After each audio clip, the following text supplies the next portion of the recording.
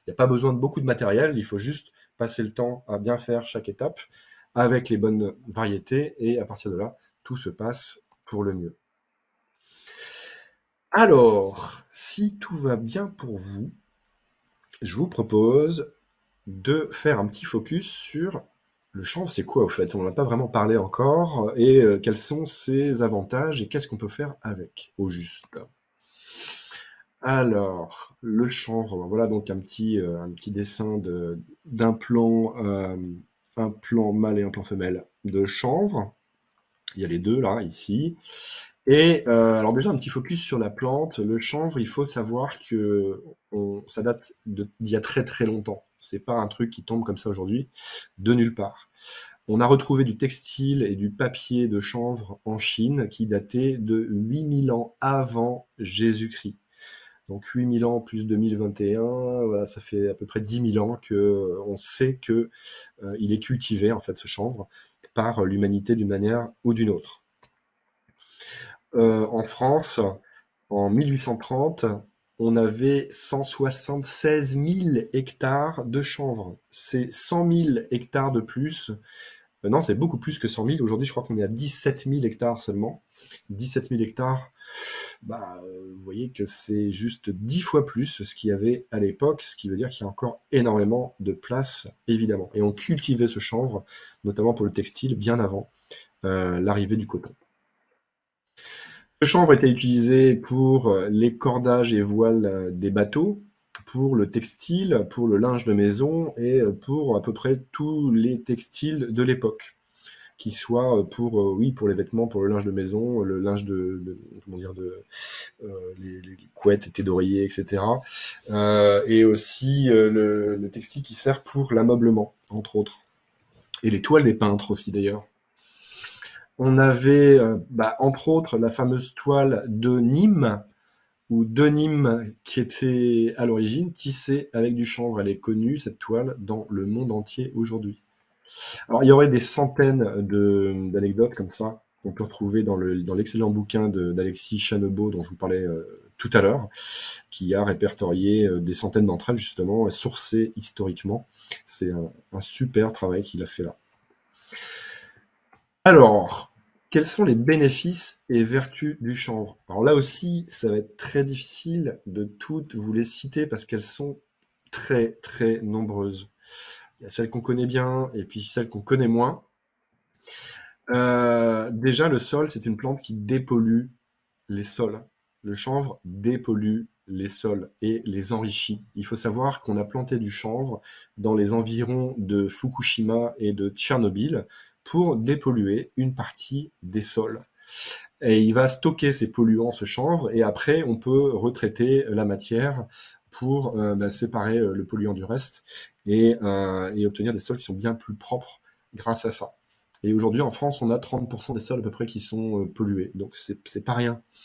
Non seulement il les dépollue, mais il les enrichit. Il faut savoir qu'après un sol en grande culture, après un chanvre en grande culture, on peut obtenir, alors ça dépend des régions, il y a beaucoup de facteurs qui peuvent jouer, le climat, etc.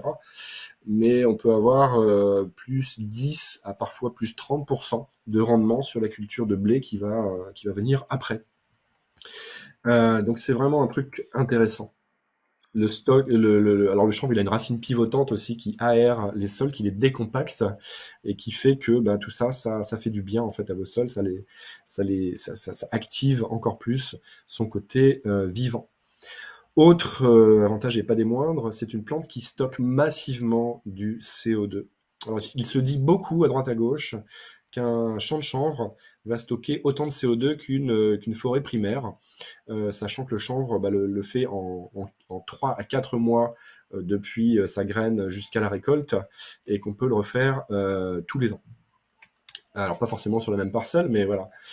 15 tonnes de CO2 stockées par hectare, c'est autant de CO2 que vous pouvez stocker dans des produits qui vont servir à la construction, au textile, à l'alimentation, à plein de choses. En fait, c'est du CO2 qui est du coup retiré de l'atmosphère, et vous avez le CO2 comme matière première, ce CO2 qu'on a en surplus de manière inquiétante dans l'atmosphère, ce qui fait le réchauffement climatique. Je ne sais pas si vous voyez l'idée. Alors, il pousse un peu partout en France, ce chanvre, et ça, c'est génial. C'est vraiment une plante qui est assez facile à faire pousser. Elle a très peu de prédateurs. Elle n'a pas besoin de pesticides ni de quoi que ce soit pour pousser. On peut amender un petit peu les sols pour l'aider. Et c'est vraiment une plante magique sous beaucoup de ses aspects. Donc voilà, ça pousse avec très peu d'eau et sans pesticides. Et ça, c'est top. On veut des sols propres pour nos enfants et pour nous-mêmes. Le chanvre permet de se nourrir, de s'habiller, de se loger, de se soigner. Il permet d'à peu près tout faire sur nos besoins vitaux. On peut même en faire du carburant. L'huile de chanvre peut fonctionner dans certains moteurs diesel et pratiquement sans traitement, sans transformation complexe. Et ça vous fait du carburant gratuit. C'est pas complètement autorisé, mais en tout cas, il peut faire ça, le chanvre. Il fournit des protéines végétales en grande quantité. Quand vous faites de l'huile de chanvre à partir des graines, vous avez de l'autre côté des tourteaux de chanvre que vous tamisez et vous obtenez une farine à 30% de protéines. Si vous continuez à la tamiser, cette farine, vous obtenez une farine plus fine jusqu'à 50% de protéines. Et ça, c'est excellent pour les sportifs, les véganes, les végétariens, les gens qui sont fans de nutrition, et il y en a de plus en plus. Et donc, ça fait une de ses qualités aussi assez exceptionnelles. Alors, j'aurais pu vous dire qu'il permet aussi, avec son huile, de fournir des oméga 3, oméga 6 en assez grande quantité. Il fournit aussi les 8 acides aminés essentiels.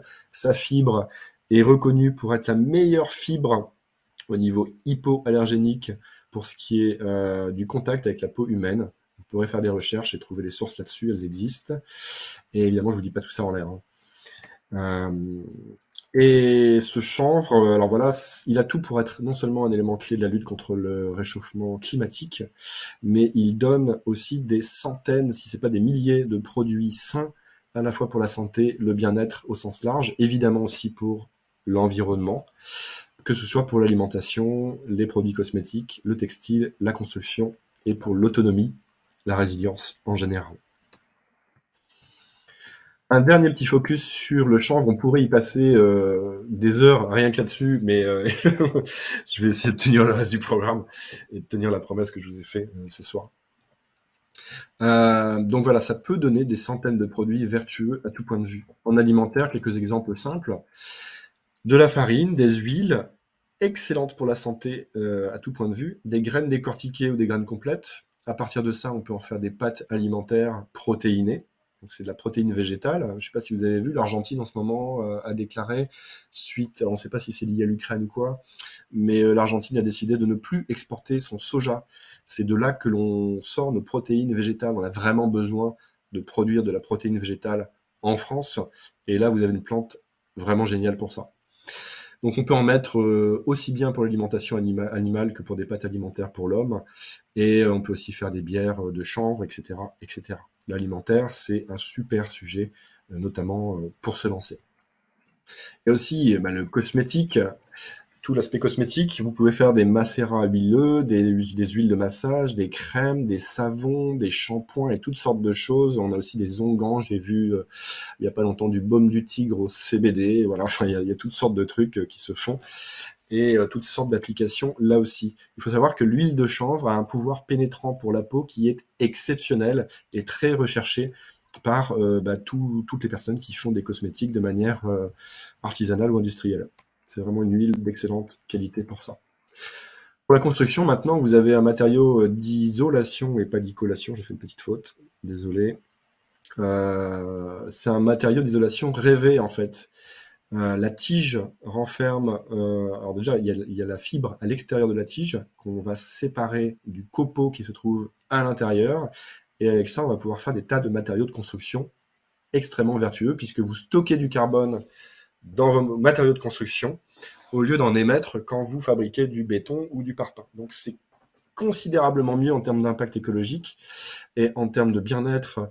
Je vous souhaite de tester ça, d'aller voir une maison faite avec un minima un isolant à base de chanvre. C'est vraiment très agréable, c'est sain. C'est thermorégulateur, ça permet de réguler aussi bien l'humidité que la température, aussi bien que quand il fait chaud, le chanvre, enfin un bon isolant de quelques centimètres, vous renvoie finalement de la fraîcheur. Et inversement, quand il fait froid, il déstocke la chaleur qu'il a emmagasinée. C'est un matériau incroyable là aussi. Alors ça fait beaucoup, évidemment, d'un coup, mais tout ça, vous pourrez le vérifier sans problème dans vos recherches, et vous serez probablement étonné de voir à quel point le chanvre a de nombreux avantages et bénéfices sur tous ces sujets-là. Textile, donc la meilleure fibre pour la peau humaine en termes hypoallergéniques, je vous le disais tout à l'heure, hein, ça aussi c'est vérifié. Ça peut être très bien aussi pour tout ce qui est donc textile, meubles de maison, textile pour l'ameublement. Et là, on a quelques équipes en France qui sont en train de reconstituer cette filière textile de chanvre sur fibre longue. Et c'est une petite révolution qui s'annonce sur ce point-là en particulier. Et au niveau bien-être, alors on parle du thérapeutique, ça y est, c'est parti pour le thérapeutique en France, même si ça va être très très encadré. Il y a aussi tout le bien-être lié aux produits à base de CBD, on parle de CBD, de CBG, de ces cannabinoïdes que l'on voit dans les... Il y a plus de 2000 ou 2500 magasins qui vendent du CBD en France maintenant sous toutes ses formes. Et là aussi, il y a plein de gens qui y vont parce que ça leur soulage de pas mal de maux ou de problèmes de santé qu'ils peuvent avoir. Mais je ne vais pas rentrer là-dedans parce que je ne voudrais pas être accusé d'allégations thérapeutiques. Je ne suis pas pharmacien ni médecin, mais les gens y vont bien pour ça en même temps. Voilà. On peut aussi utiliser le chanvre pour le maraîchage, faire du paillage pour vos cultures, c'est très apprécié des maraîchers, ou aussi bien pour les animaux, pour faire de la litière, du paillage et aussi de l'alimentation. Des appâts pour la pêche, on peut donner des graines de chanvre à manger aux poules qui vont stocker du coup les oméga 3 et oméga 6 qu'on va retrouver dans leurs œufs. Et voilà, il y a plein de trucs comme ça, c'est vraiment un truc fascinant. En tout cas, voilà. Et puis l'hiver, voilà, est varié. Comme je vous le disais, on va pas pouvoir tout citer tellement il y en a. Je vous donne vraiment des trucs assez simples. Mais aujourd'hui, on en a encore en France pour les cordes des pompiers. Pourquoi? Parce que le chanvre ne brûle pas. En tout cas, la fibre de chanvre et les matériaux de construction, d'ailleurs, sont très très bons. C'est quasiment anti-incendie. C'est très difficile à brûler. Et du coup, les pompiers font leurs cordes en chanvre parce que ça ne brûle pas, justement. Il y a aussi la filasse utilisée par les plombiers, qui est un produit tout à fait de consommation tout à fait courante que l'on a tous un peu chez soi et que nos plombiers ont avec eux. Alors, un dernier point important, le marché du chanvre. Les marchés du chanvre se développent de plus en plus fort. Pourquoi? Parce qu'il y a déjà un fort engouement depuis, ça a commencé il y a 2 ans, 3 ans, ça s'est beaucoup intensifié l'année dernière et ça continue cette année. Il y a énormément de choses à faire dans toutes les régions de France et pour beaucoup de monde encore, sur toutes sortes de métiers et de modes de valorisation de cette plante. On a des appels d'offres publics qui ont commencé à apparaître en 2020 pour, par exemple, faire du carburant. Alors, on va produire de l'hydrogène liquide à partir de biomasse de chanvre, par exemple. Et oui, on peut en faire de la biomasse aussi pour faire de l'énergie. Si vous ne savez pas quoi faire de vos tiges, de vos branches, etc., vous pouvez les convertir en énergie. Alors, il faut un peu de matos et un petit réseau pour faire ça, ou un méthaniseur pas trop loin de chez soi, mais c'est tout à fait possible. Les appels d'offres publics se multiplient, donc il y avait celui de la ville du Mans qui voulait passer toute sa flotte de bus et transports en commun à l'hydrogène, justement, qui a lancé un appel d'offres pour, il me semble que c'était 1000 hectares de chanvre dans la région du Mans pour justement approvisionner entièrement les transports en commun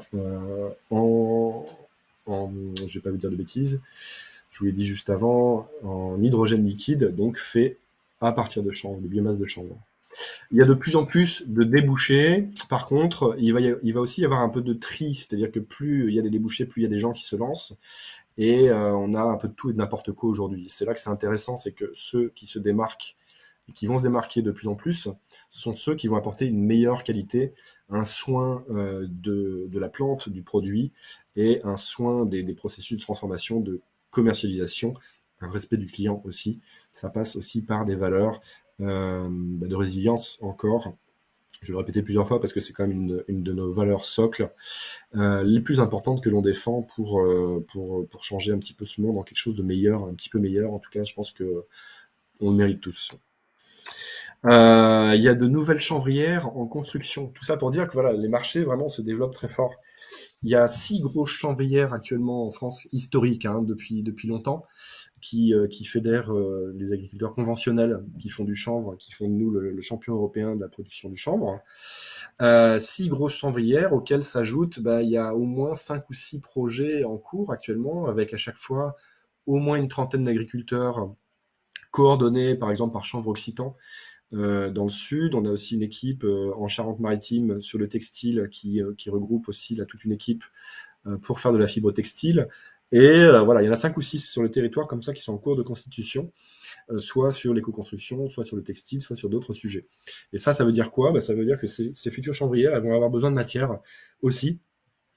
Ça, en plus des nombreux magasins qui ouvrent un petit peu partout, comme vous l'avez sûrement vu près de chez vous. Et il y a de plus en plus d'endroits où vendre des produits à base de chanvre. Les débouchés sont là et ils se développent considérablement encore. On est loin d'en voir les limites actuellement. Le résultat, c'est qu'il y a un besoin qui augmente, un besoin avec des débouchés et des clients au bout. Et ça, c'est super intéressant dans un sujet ou un autre pour quand on lance une activité, de savoir qu'il y a de l'espoir, il y a de l'avenir et on ne connaît pas encore les limites de ce marché.